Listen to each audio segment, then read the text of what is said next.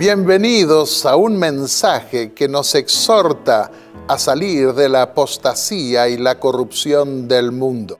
Esa apostasía y corrupción involucra especialmente al mundo religioso que se une al final para deshonrar a Dios mientras pretende honrarlo.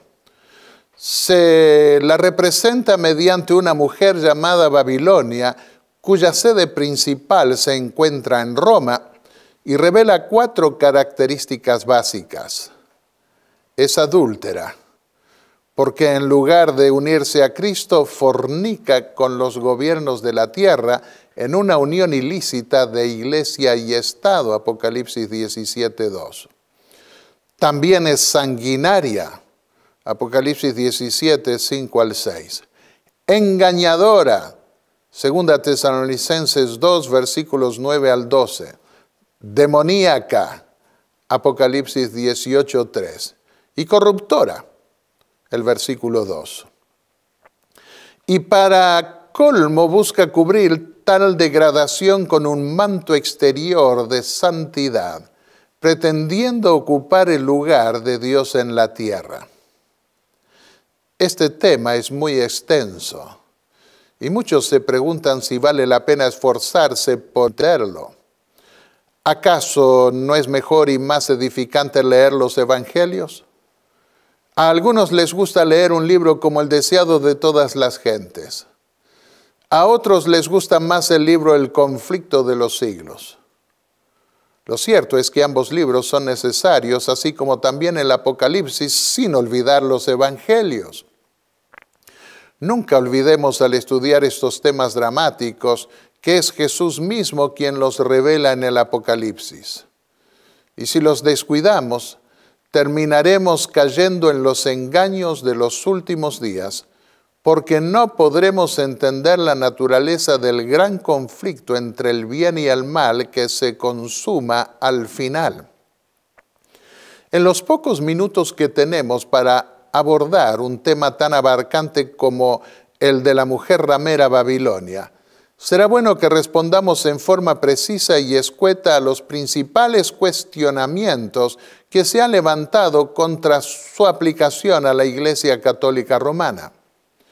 Esa interpretación lleva ya más de un milenio y se mantiene intacta porque es imposible negar su relación con la historia de Roma. Una cita que sintetiza notablemente esta relación se encuentra en el libro El conflicto de los siglos, página 379. La potencia o poder que por tantos siglos dominó con despotismo sobre los monarcas de la cristiandad es Roma.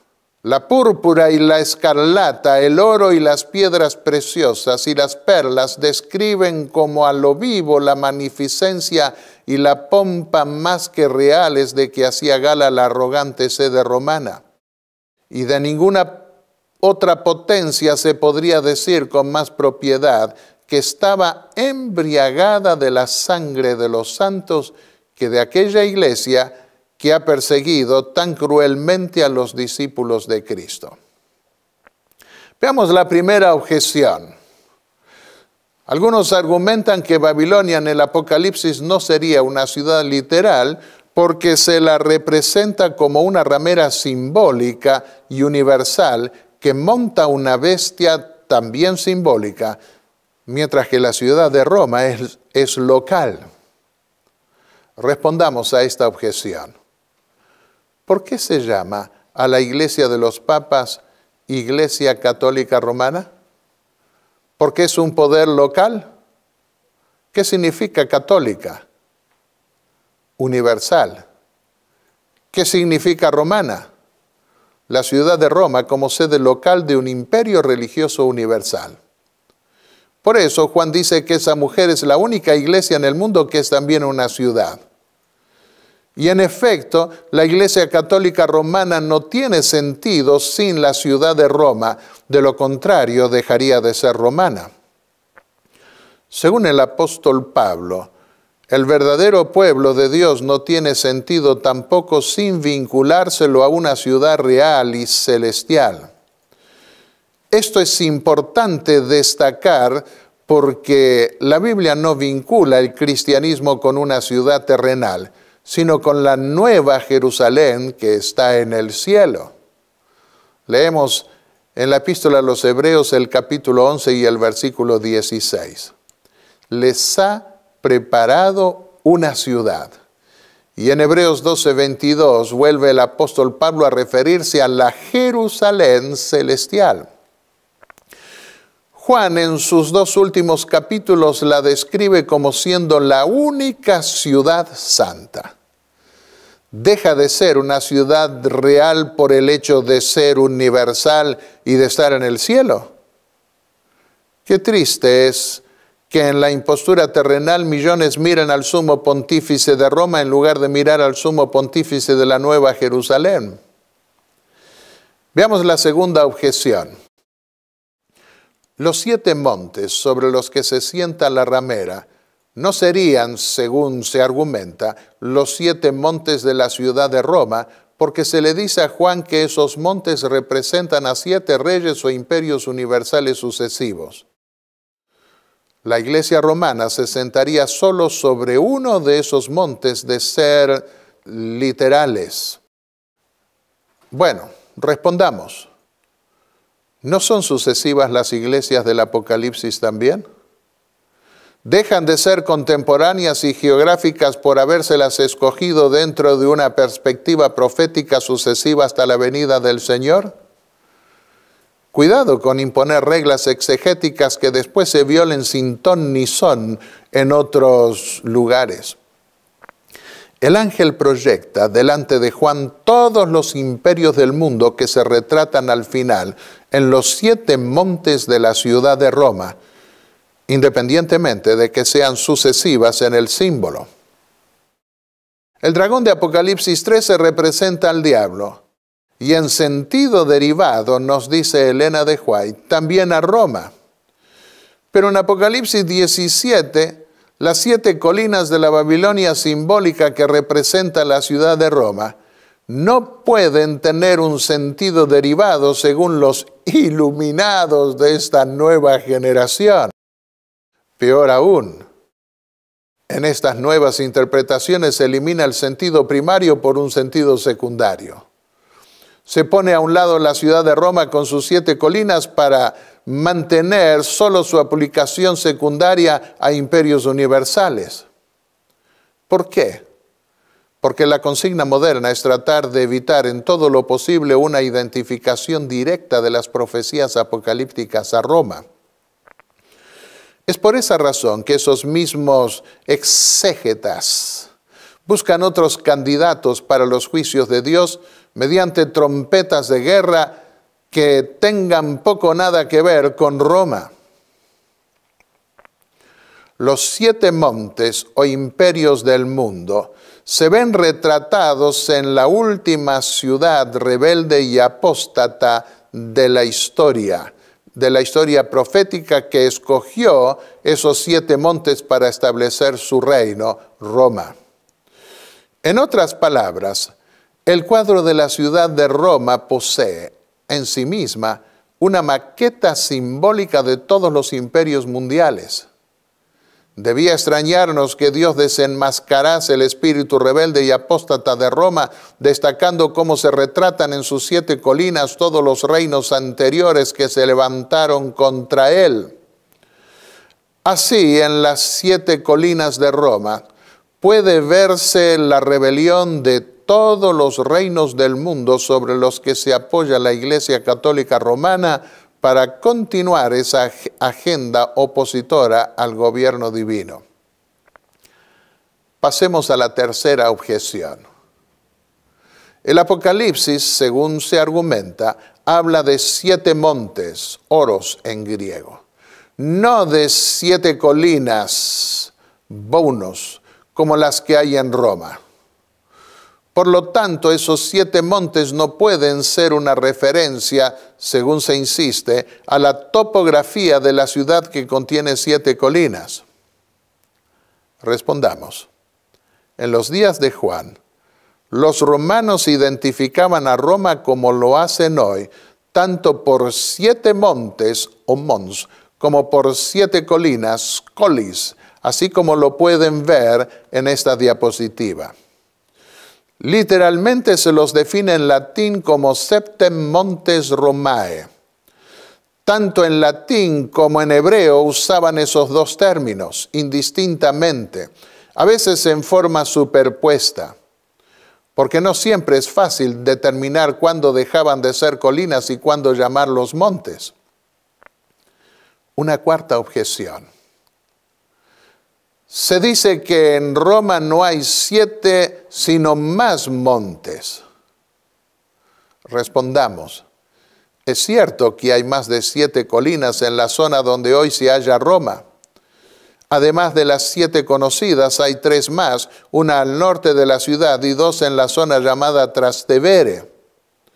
Sin embargo, dichas colinas no son parte de las famosas 7 que incluso eran parte de la cultura del Imperio Romano desde la leyenda de Rómulo y Remo. Y es que en dichas 7 se desarrollaron los primeros asentamientos en la región que posteriormente daría lugar a la metrópoli.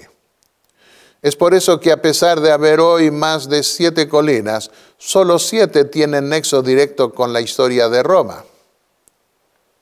Una quinta objeción. Se declara que el papado se asienta sobre el Vaticano, no sobre los 7 montes de Roma. Respondamos. Durante alrededor de 1000 años, el principal palacio de residencia papal estuvo en el Monte Celio, uno de los 7 montes de la ciudad de Roma. En el Tratado de Letrán, por el que en 1929 Mussolini le cedió al papado el Estado Vaticano que está delante de las 7 colinas, le otorgó además varias otras propiedades dentro de la antigua ciudad de Roma, entre ellas el Palacio de Letrán que está en el Monte Celio. Allí está también la sede del Vicariato Romano. Por otro lado, ¿cómo se llamó siempre al Papa? Hasta el día de hoy. ¿Se lo llamó o llama el obispo del Vaticano o el obispo de Roma? ¿Es el Papa del Vaticano o el Papa de Roma? ¿Cómo se identifica la Iglesia Católica? ¿Se le llama Iglesia Católica Vaticana o Iglesia Católica Romana?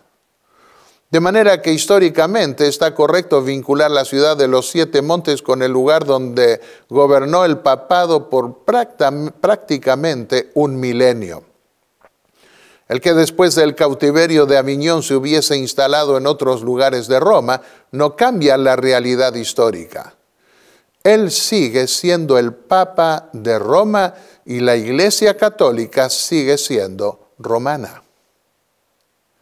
Una sexta objeción. La Babilonia de las 7 colinas, según se argumenta, puede referirse a muchos otros pueblos, lo que ha llevado a algunos evangélicos futuristas a identificarla con la vieja Jerusalén. Wikipedia tiene una página donde muestra que hay por lo menos 70 ciudades con 7 montes o colinas.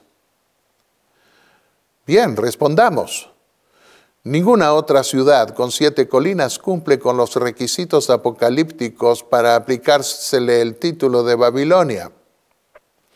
No hay ninguna ciudad que pueda rivalizar con Roma por su importancia histórica y su predominio sobre pueblos, naciones e imperios, ni ninguna otra puede competir con ella en el cumplimiento de la profecía bíblica. Roma es el único imperio de la profecía que después de los césares paganos se vuelve papal. Por otro lado, nunca la Biblia se refirió a la vieja Jerusalén como la ciudad de los 7 montes, porque no había 7 montes en esa ciudad. Séptima objeción. Babilonia no sería la Iglesia Católica Romana en particular, sino la apostasía final de todas las iglesias, incluida ella misma. Nuestra respuesta. ¿Cómo se llama Babilonia en Apocalipsis 17? Madre de las rameras. Las hijas son las iglesias que se le unen al final, cayendo en la apostasía en la que ella había caído siglos antes. Pero el centro y eje de esa apostasía sigue siendo Roma. Una madre precede a sus hijas.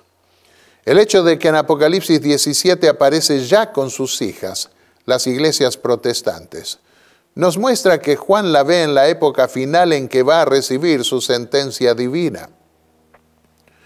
Juan ve a la madre ramera Babilonia, ebria de la sangre de los mártires de Jesús, lo que la refiere a una época anterior sanguinaria, y eso ocurrió en la Edad Media. Y aunque la proyección de la visión está puesta sobre el final, el ángel de las 7 plagas involucra su papel en toda su historia medieval. La descripción del ropaje y de la copa de oro de la ramera, así como su espíritu sanguinario, que se le destaca a Juan en Apocalipsis 17, 1 al 5, corresponde exclusivamente a la Iglesia Católica Romana de la Edad Media. Hasta ahora no se me ha mostrado ningún texto bíblico o extrabíblico que pruebe que los dos colores, púrpura y escarlata combinados, simbolizasen una ramera. Tampoco se corresponden esos colores con los que usaba el sumo sacerdote de Israel y que estaban en el tabernáculo de Moisés, porque Babilonia no incluye el color azul. Dios le mostró a Juan simplemente los dos colores que visten los purpurados y cardenales en la sede de Roma. La síntesis que hace Elena de White de Babilonia y sus hijas es notable. Veamos algunos de sus pasajes. De muchas de las iglesias protestantes están siguiendo el ejemplo de Roma y se unen inicuamente con los reyes o gobernantes de la tierra. Y la expresión Babilonia, confusión, puede aplicarse acertadamente a esas congregaciones que, aunque declaran todas que sus doctrinas derivan de la Biblia, están sin embargo divididas en un sinnúmero de sectas con credos y teorías muy opuestos. Por lo tanto, sus hijas deben simbolizar las iglesias que se atienen a sus doctrinas y tradiciones y siguen su ejemplo sacrificando la verdad y la aprobación de Dios para formar alianza ilícita con el mundo. Babilonia, la ramera, es la madre de las hijas que siguen su ejemplo de corrupción. Así se representa a las iglesias que se aferran a las doctrinas y tradiciones de Roma y siguen sus prácticas mundanas y cuya caída se anuncia en el segundo mensaje angélico. Al nacer, esas iglesias, las protestantes, se decidieron noblemente por Dios y la verdad, y la bendición divina las acompañó. Pero esas iglesias cayeron víctimas del mismo deseo que causó la maldición y la ruina de Israel, el deseo de imitar las prácticas de los impíos y de buscar su amistad. Lo vemos también en otros contextos con las visitas que está recibiendo el Papa en Roma y los deseos de unidad que se están dando. Sigue diciendo Elena de White, el mensaje de Apocalipsis 14, que anuncia la caída de Babilonia, debe aplicarse a comunidades religiosas que en un tiempo fueron puras y luego se han corrompido. En vista de que este mensaje sigue al aviso del juicio, Apocalipsis 14, 7, debe ser proclamado en los últimos días y no puede, por consiguiente, referirse solo a la iglesia romana, pues dicha iglesia está caída desde hace muchos siglos. Pasemos a la octava objeción. La mujer se sienta sobre una bestia con 7 cabezas que representan reinos. Uno de ellos es el reino sobre el que ella gobierna. ¿Cómo combinamos ambos símbolos? Respondamos. En su última parte, los césares romanos apoyaron al obispo de Roma en los litigios que se daban en la cristiandad. Cuando los césares cayeron, el papado ocupó su lugar y sintió la necesidad de obtener el apoyo político de otro reino para prevalecer. Ese poder político lo obtuvo de los emperadores que se levantaron en Occidente y cuyo régimen terminó llamándose, para distinguirlo del antiguo reino de los césares, Sacro Imperio Romano. El primer apoyo que recibió el papado en su lucha contra los arrianos fue el del rey Franco Clodoveo en el año 508. Luego siguieron otros reyes, destacándose Carlomagno en el siglo VIII. Posteriormente hubo emperadores españoles y austríacos, hasta que ese Sacro Imperio Romano sucumbió bajo las tropas de Napoleón en el año 1806. Fue ese mismo ejército que se llevó prisionero al Papa en el año 1798, declarando que ninguna autoridad debía emanar de ese antiguo reino del Papa. De manera que la Iglesia Católica Romana no representa al emperador, sino que cabalga sobre él en un matrimonio desdichado que duró toda la Edad Media entre el poder político y el religioso. Ella asume, a su vez, el espíritu de todos los reinos blasfemos y opositores al reino de Dios que la precedieron.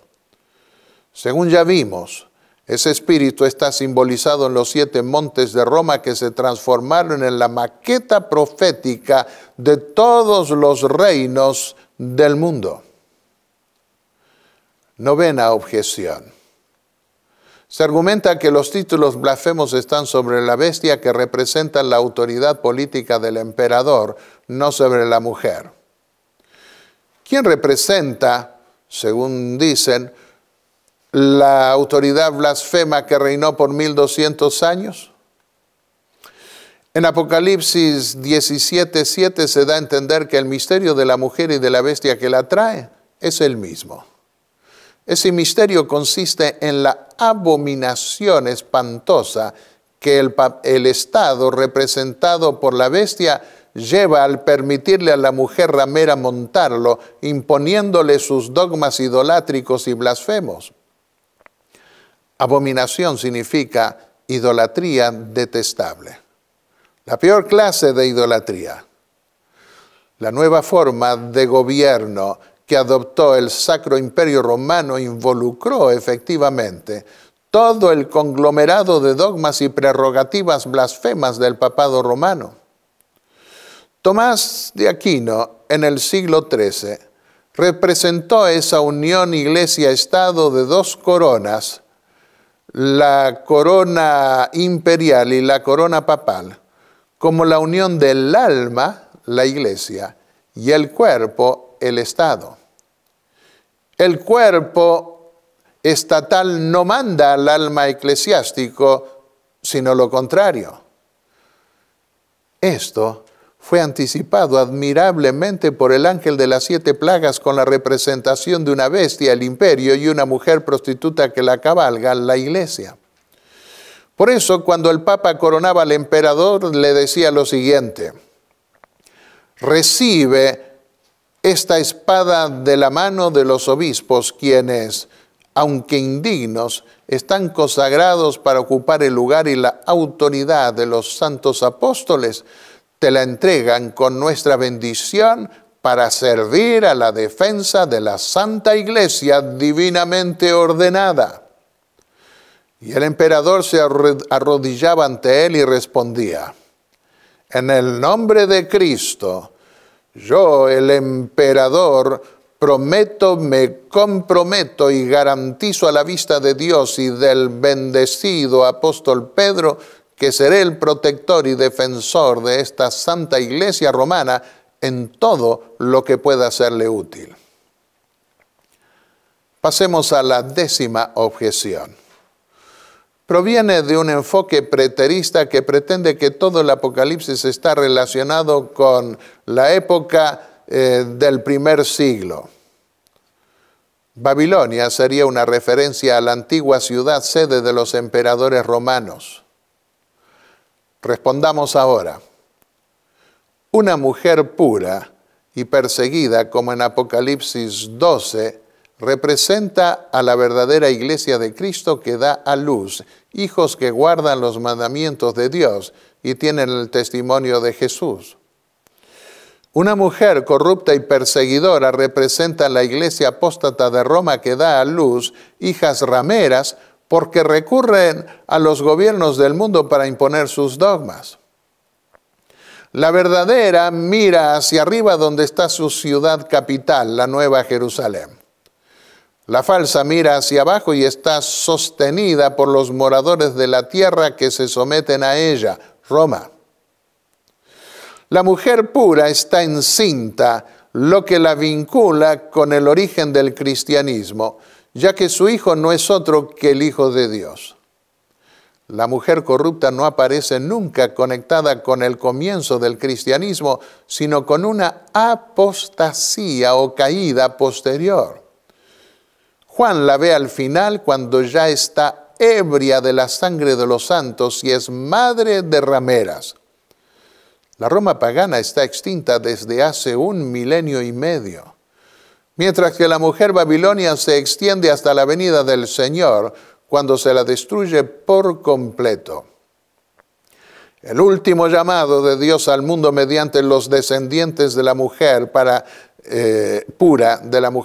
que guardan los mandamientos de Dios y tienen la fe de Jesús, es a salir de esa apostasía universal. En toda religión hay gente sincera que sigue a Dios según los dictados de su conciencia. A ellos se dirige Jesús con las siguientes palabras: salid de ella, pueblo mío, para que no seáis participantes de sus pecados, ni recibáis de sus plagas. Apocalipsis 18:5. Pero para poder dar tal mensaje, debemos cuidar que Babilonia no se nos meta adentro. Notemos que el llamado final de Dios no es a unirse ecuménicamente con todas las religiones, sino a separarse para poder mantener la marca divisoria, los mandamientos de Dios y el testimonio de Jesús, que están mencionados en Apocalipsis 12:17. Si aceptamos ese llamado, estaremos unidos con todos aquellos a quienes el Señor llevará a su gloria, alabando a Dios por sus juicios contra el reino terrenal opresor. Escucharemos ese llamado. Que así sea. Amén.